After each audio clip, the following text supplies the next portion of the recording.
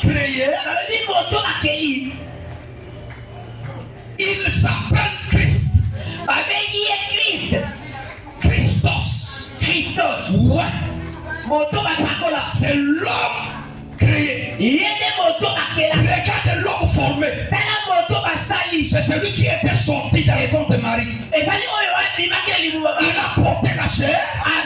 On lui donne le nom de Jésus. Jésus, c'est l'homme formé. Raison pour laquelle celui qui était décédé sur la croix, ce n'était pas Christ. Celui qui était mort, il s'appelle Jésus. Raison pour laquelle lorsqu'il était mort, enseveli, ressuscité des morts. Lorsqu'il était ressuscité, la Bible dit qu'il était dans le jardin. Il y avait Marie qui marchait, qui cherchait. Alléluia. Il cherchait qui? Il cherchait Jésus. Il cherchait Jésus.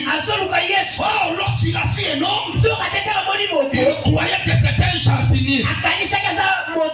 Il commençait à parler avec ce jardinier. Il dit, oh, notre maître est mort. Mais il est pris dans le tombeau.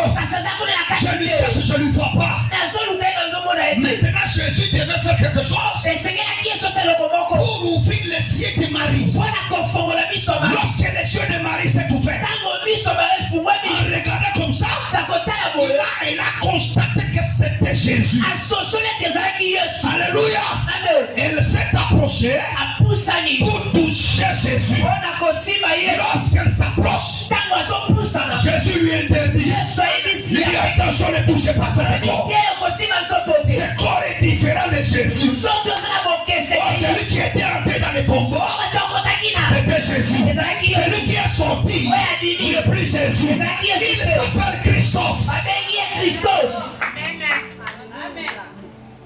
Voilà cette dimension spirituelle que Jésus veut que nous puissions en avoir.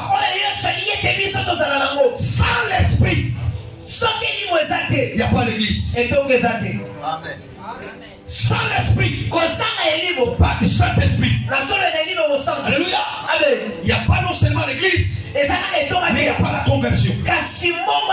Il fallait qu'il y ait l'esprit afin qu'on puisse avoir la conversion.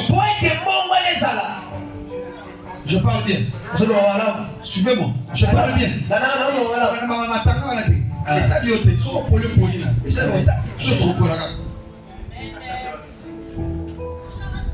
Mais suis-moi pour être affecté.